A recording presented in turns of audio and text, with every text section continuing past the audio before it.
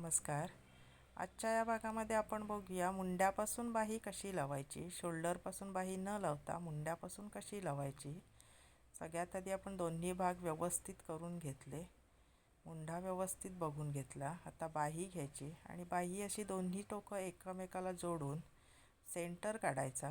त्याला असं खडूनेच मार्क करायचं. आता शोल्डरला इथे हे सेंटरचं जे बाहीचं टोक आहे ते लावायचं आणि दोन्ही बाजूला सेम अगदी आपण ही बाही जोडून बघायची, जेणेकरून आपल्याला कमी पडते का जास्त होते का अशी बघायची. हे बघा, पूर्ण अशी मी ही बाही मोजून घेतली.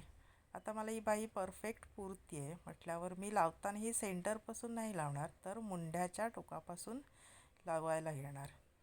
म्हणजे व्यवस्थित बाही आपल्याला परफेक्ट अगदी पुरते आणि जरासुद्धा बाही आपली कमी जास्त होत नाही.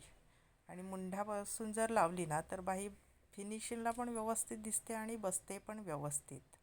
आणि जेव्हा शोल्डरपासून 2 भाग करून आपण लावतो तेव्हा आपल्याला डबल होतं की एक भाग आधी लावा एक भाग नंतर लावा. तर तसं न लावता तुम्ही जर अशी ट्रिक वापरलीत ना तर ही बाही अगदी परफेक्ट तुमची बसेल.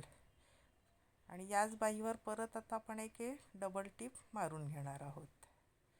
अशी बाही अगदी व्यवस्थित बसते आणि आपला वेळसुद्धा वाचतो. दोन्ही बाजूला अगदी व्यवस्थित मोजून घेतली की व्यवस्थित बसते आणि आपला वेळ वाचतो. कशी वाटली ही बाही तुम्हाला? बघा, दोन्ही बाजूला अगदी व्यवस्थित बसली आणि छान अगदी फिनिशिंग पण आलं. बघा, खूप छान.